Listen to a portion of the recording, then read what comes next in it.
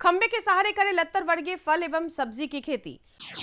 औषधीय गुणों से भरपूर पत्थर चूड़ की खेती किसानों के लिए हो सकता है कई मायनों में खास। पशुपालन एवं डेयरी व्यवसाय से भारती ने बनाई जिले में अपनी एक अलग पहचान। नमस्कार, खबरें खेती में आपका स्वागत है। मैं हूं रूपम। अब खबर विस्तार से। सूबे की सरकार कृषि यंत्रों के इस्तेमाल को लेकर किसानों को लगातार प्रोत्साहित कर रही है। इसको लेकर कई तरह की योजनाएं भी चलाई जा रही है और अनुदान भी दिया जा रहा है। इसके अलावा कृषि यंत्रों की मदद से खेती के लिए किसानों को प्रशिक्षण देने का भी प्रावधान सुनिश्चित किया गया है।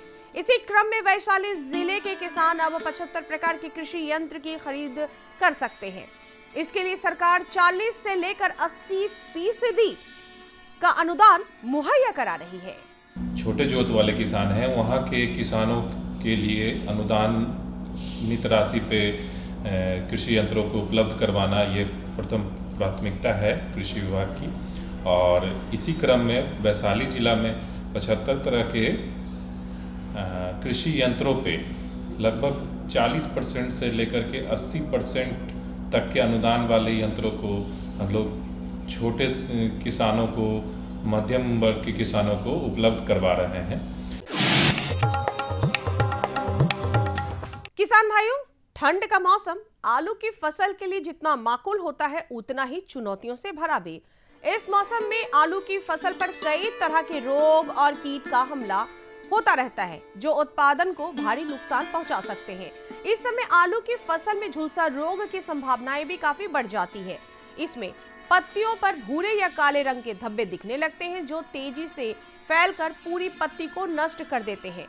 इससे बचाव के लिए किसान भाई डाइफिनकोनाजोल या मैंकोजेब जैसे फफूंदनाशकों का छिड़काव अपने फसल पर कर सकते हैं। इसके अलावा किसान भाई खेत को साफ सुथरा रखें और स्वस्थ बीज का ही व्यवहार करें। लत्तर वर्गीय सब्जियां और फल अपनी विशिष्टता और उपयोगिता के लिए काफी प्रसिद्ध है। इन्हें उगाने के लिए अधिक जगह की आवश्यकता होती है, लेकिन आधुनिक तकनीकों और साधनों ने इसे सीमित जगहों में भी संभव बना दिया है। ऐसी ही एक तकनीक है सीमेंट के खंभों के सहारे ड्रैगन फ्रूट, स्ट्रॉबेरी एवं अन्य सब्जियों की खेती। लत्तर वर्गीय फल एवं सब्जी जैसे लौकी, सेम, करेला, स्ट्रॉबेरी और ड्रैगन फ्रूट की खेती में सीमेंट के खंभों का उपयोग एक बेहतर तकनीक साबित हो रहा है। इस विधि में खंभों के सहारे तार या जाली बांधकर लत्तर को ऊपर चढ़ा दिया जाता है, जिससे फसलें जमीन से ऊपर रहती है। यह न केवल स्थान और संसाधनों का अधिकतम उपयोग करता है, बल्कि फसल को कीट और रोगों से भी बचाता है। इस विधि में सीमेंट के खंभों को खेत में 2 से 3 मीटर की दूरी पर गाड़ा जाता है। खंभों की ऊंचाई 6 से 7 फीट होनी चाहिए ताकि लत्तरें आसानी से ऊपर चढ़ सके। खंभों का सहारा मिलने से पौधे अधिक हरे भरे होते हैं और फलों का भी उत्पादन बेहतर होता है।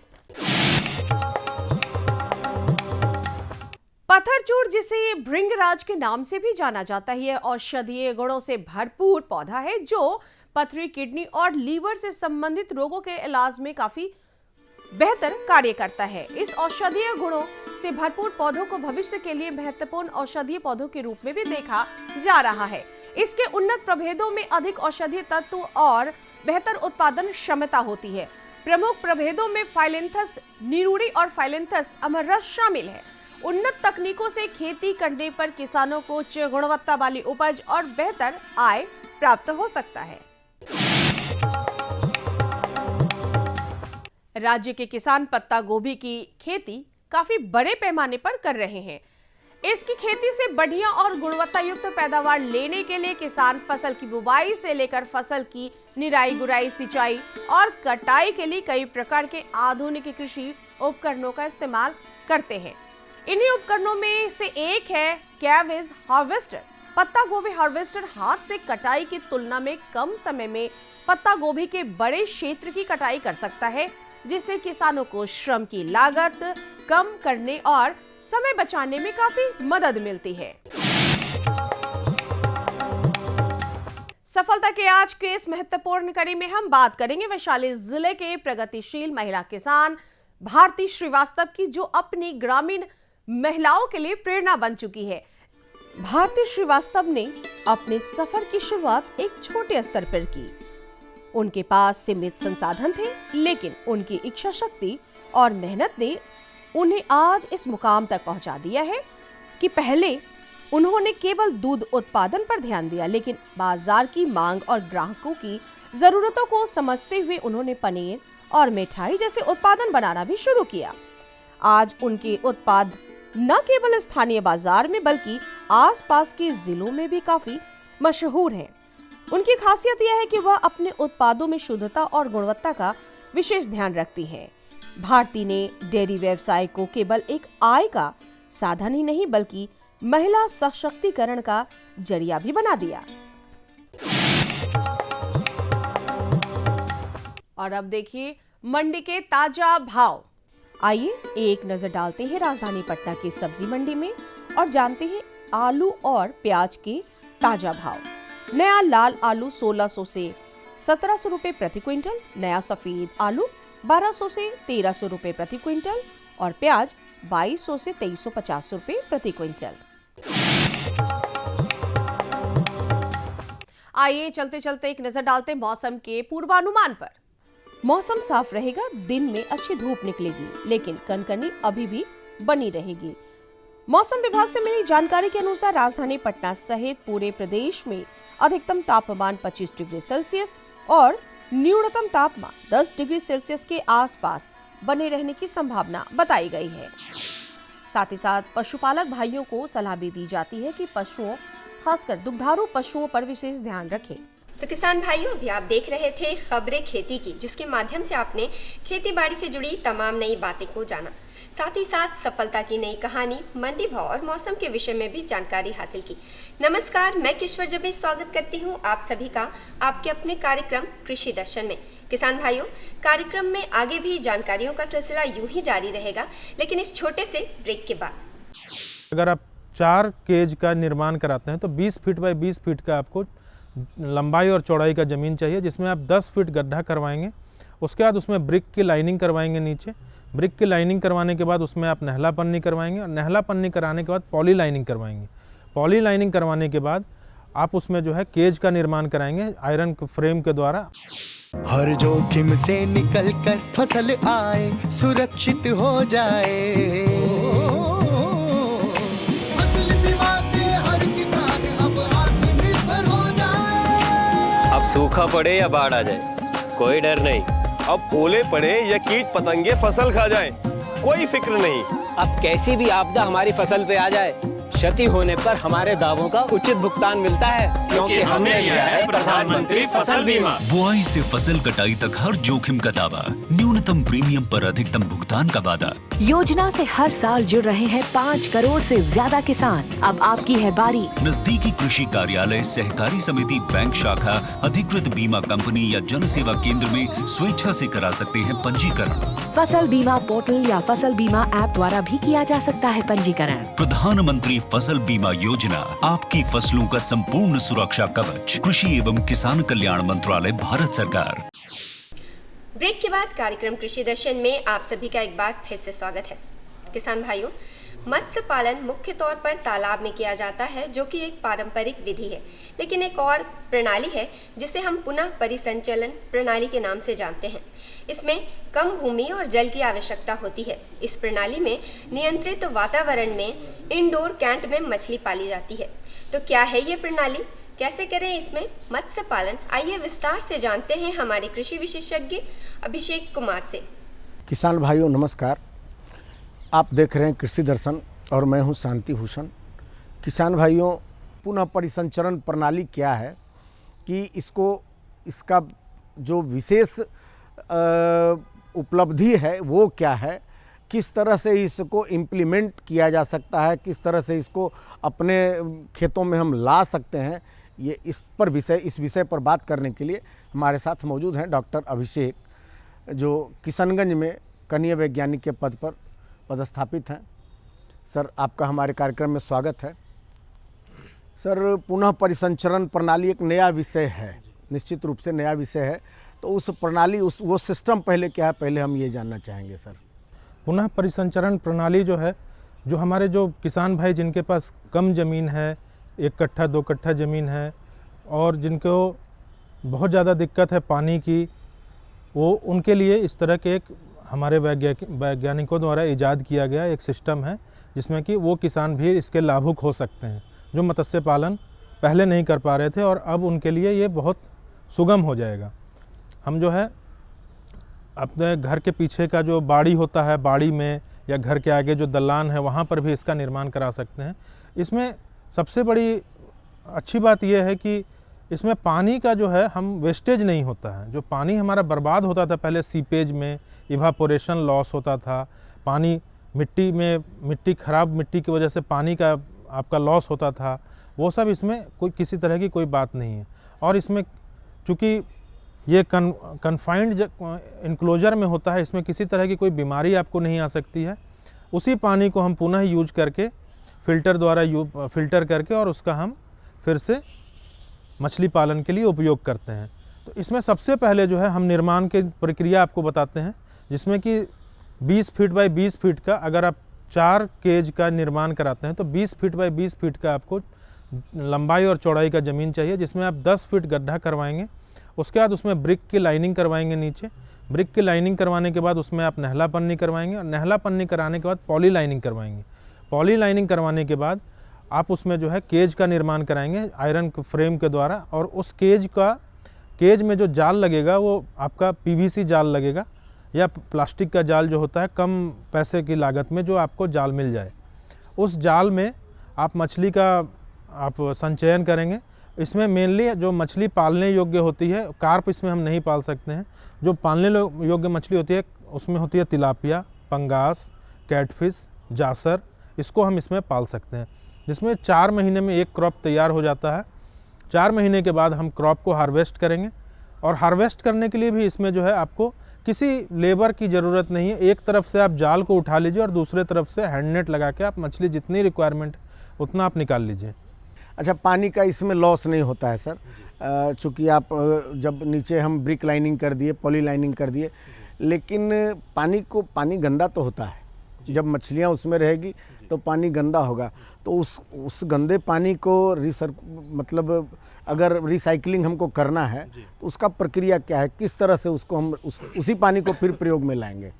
उसके लिए उसमें पंप्स लगे होते हैं जो पानी को उठा करके ओवरहेड टैंक में भेजते हैं, और वहाँ से बायोलॉजिकल फ़िल्टर द्वारा वो पानी फ़िल्टर होके, जिससे कि उसका अमोनिया और भी जो विषाक्त गैसेज होती हैं और जो विषाक्तपन जो पानी के अंदर आ जाता है मछली द्वारा उत्सर्जन के क्रिया के द्वारा, तो उसको फिर हम उस बायोलॉजिकल फ़िल्टर द्वारा कम कर देते हैं, और उसके बाद फिर उसी पानी को पुनः हम उस टैंक में वापस छोड़ देते हैं। तो उस 1 कट्ठे के निर्माण में लागत कितनी आएगी? चूँकि जो ब्रिक लाइनिंग बनाना है, देना है हमको, पॉली लाइनिंग देना है, या जो बायोलॉजिकल फ़िल्टर लगाना है हमको टैंक में, तो उन सब का लागत इसमें क्या आता है? तब किसान तभी तो इस ओर जा पाएंगे। और अगर इसमें भी अनुदान की है व्यवस्था, कि अनुदान भी इसमें मिलती है, क्योंकि मत्स्य पालन में अनुदान भी है कई सारी योजनाओं में। अगर ऊपर आप शेड नहीं देते हैं तो सिर्फ 2 लाख, 2.25 लाख रुपए का निर्माण का लागत आता है। और इसमें जो जातिगत जो आपको अनुदान की व्यवस्था जो चली आ रही है सरकार द्वारा, उसमें वो व्यवस्था इसमें भी लागू है। इसमें सबसे बड़ा एक आपको दिक्कत ये आता है कि आपको इसमें 24 घंटे बिजली की ज़रूरत होती है सर।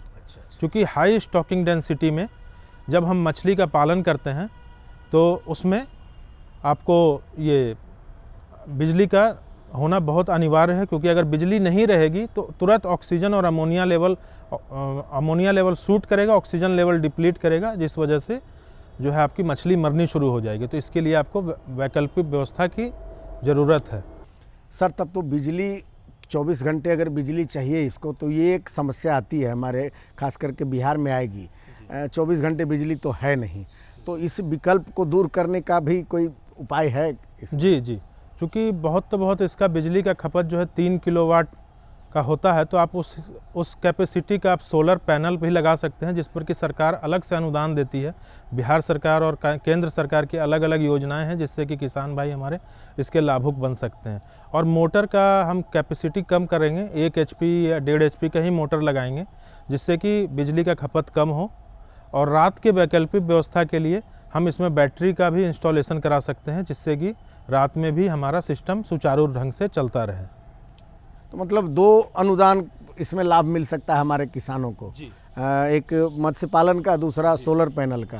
अच्छा, इसमें और बाकी जो मत्स्य पालन है और ये पुनः परिसंचरण, इस दोनों में अंतर और परेशानियों में अंतर क्या है सर?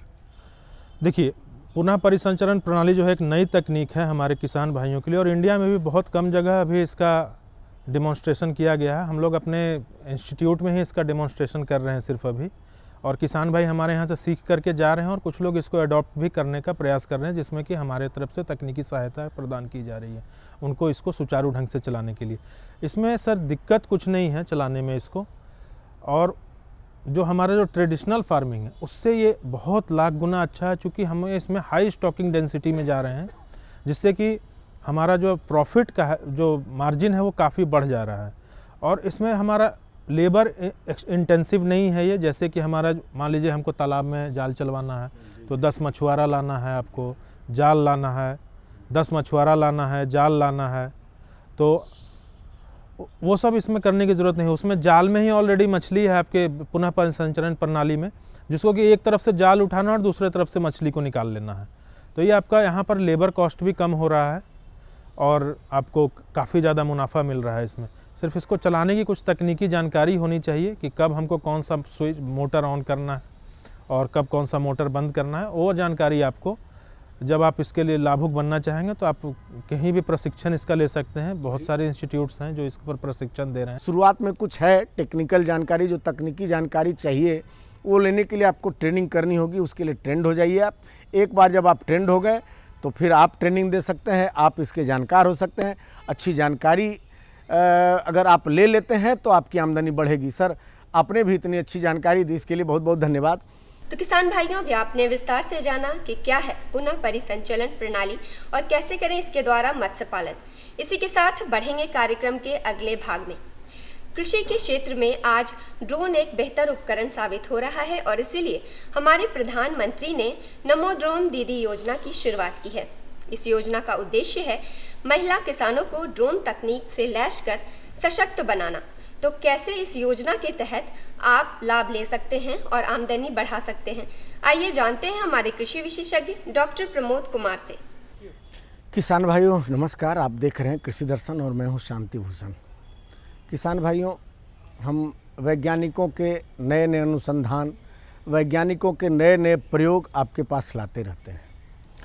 आज उससे कुछ हट के हम आप बात करते हैं। आज अपने कार्यक्रम में ड्रोन की चर्चा करते हैं। हमारे साथ मौजूद हैं डॉक्टर प्रमोद कुमार, जो पौधा संरक्षण विभाग बिहार सरकार के संयुक्त निदेशक हैं। सर, आपका हमारे कार्यक्रम में स्वागत है। सर, जब हम ड्रोन की बात करते हैं, एक नया विषय है और ज्वलंत है, एकदम बिल्कुल बर्निंग सब्जेक्ट है ड्रोन सर, क्योंकि कई सारी समस्याओं का निजात एक ड्रोन से हो जाता है हमारा। तो ड्रोन में सबसे पहले तो हम योजना पर चर्चा करेंगे, क्योंकि हमारे किसानों को ड्रोन काफ़ी महंगा, उसका कीमत महंगा है। तो कौन कौन सी योजनाएं हैं जिससे हमारे किसान ड्रोन खरीद सकते हैं, ड्रोन का लाभ ले सकते हैं, ये कौन कौन सी योजना है सर सरकार की? मैं किसान भाई को बतलाना चाहता हूं कि ड्रोन की जो योजना है वो केंद्र सरकार के द्वारा भी चलाया जा रहा है और राज्य सरकार के द्वारा भी चलाया जा रहा है। केंद्र सरकार के जो योजना चल रही है वो नमो ड्रोन दीदी के नाम से योजना चल रही है। इसमें हम लोगों को इस वर्ष 201 सेल्फ हेल्प ग्रुप जीविका को ड्रोन उपलब्ध कराना है और उसको मैं 80% सब्सिडी जो है वो आपको केंद्र सरकार देगी मतलब 10 लाख का अगर ड्रोन आता है तो 8 लाख रुपया जो है केंद्र सरकार देगी, और जो बचे 2 लाख हुए वो जीविका के क्लस्टर ग्रुप के द्वारा दिया जाएगा, और वह भी मात्र 3% के इंटरेस्ट पर। इसका उपयोग करके जीविका दीदी आसपास के खेतों में छिड़काव कर सकते हैं। दूसरी योजना जो है हमारे राज्य सरकार की योजना है, जो कि ड्रोन से संबंधित है। इस योजना में हम लोग 101 अनुमंडल में हम लोग ड्रोन जो है कृषि कर्मी को, जो कृषि से ग्रेजुएट हैं या सेल्फ हेल्प ग्रुप हैं या फिर हमारे सर्विस प्रोवाइडर हैं जो आम अमरूद लीची में छिड़काव करते हैं, या फिर कोई प्राइवेट आदमी है तो उनको मैं दूंगा। जो प्राइवेट आदमी है उसको भी इसमें पात्रता के रूप में रखा गया है। इसमें अंतर ये है कि इस योजना में ड्रोन की कीमत 7 लाख के आसपास है, लेकिन बिहार सरकार जो है 3,65,000 रुपया सब्सिडी के रूप में देगा। रेस्ट पैसा से जो है उन लोगों को लगाना पड़ेगा। ये ऑनलाइन पोर्टल पर, कृषि विभाग के ऑनलाइन पोर्टल पर जो है आप अभ्यावेदन कर सकते हैं। जैसे आपने कहा कि जो कृषि स्नातक हैं या जो सेल्फ हेल्प ग्रुप हैं, एनजीओ हैं, तो प्राइवेट आदमी भी सबके लिए पात्रता सेम है अगर राज्य सरकार की योजनाओं का लाभ लेते हैं। चूँकि जीविका तो फिर महिलाओं का लगभग ये हो जाता है, कार्यक्रम हो जाता है। तो इसमें उन लोगों को जो बिहार सरकार की योजनाओं का लाभ लेना चाहते हैं तो उसमें सबके लिए एक ही पात्रता है कि सबको उतना ही लाभ मिलेगा। नमो ड्रोन दीदी में केवल जीविका दीदी को ही ड्रोन मिलेगा। 10 लाख रुपया कीमत है, 80% सब अनुदान पर। लेकिन जो बिहार सरकार की योजना है वो किसी भी लोग को ले सकते हैं, BSc हो, NGO हो, प्राइवेट कंपनी हो, ये आप इसका लाभ उठा सकते हैं। उसके बाद एक और योजना भारत सरकार के द्वारा न चला करके बिहार सरकार के द्वारा चल रही है। जो योजना हम पिछले ही साल से चला रहे हैं उसमें है क्या, 1 एकड़ किसान के खेत में हमारे सर्विस प्रोवाइडर ड्रोन से छिड़काव करेंगे तो उसकी कीमत 480 रुपया होगी 1 एकड़ के लिए, जिसमें 240 रुपया किसान को देना होगा और 240 रुपया हम लोग सब्सिडी का देंगे। उसमें भी किसान जो है इस योजना का लाभ उठा सकते हैं। अवसर विशेषज्ञ के तौर पर हम आपसे बात करते हैं पौधा संरक्षण के कि ड्रोन से फ़ायदे क्या क्या हैं। हमने तो कई चीज़ों की चर्चा की शुरुआत में ही, लेकिन फ़ायदा क्या क्या है ड्रोन से मुख्य रूप से हमारे किसानों को? किसान भाई, आप जाने कि ड्रोन से 4 महत्वपूर्ण फ़ायदे हैं। सबसे पहला फ़ायदा है कि पानी की बचत होती है। 1 एकड़ में अगर आप गटोर से छिड़काव करेंगे, जिसे रॉकर स्प्रेयर कहते हैं, या नैपसेक स्प्रेयर से करेंगे तो उसमें पानी की मात्रा 70 से 80 लीटर लगेगी, और ड्रोन में मात्र 10 लीटर पानी से 1 एकड़ का छिड़काव हो जाएगा।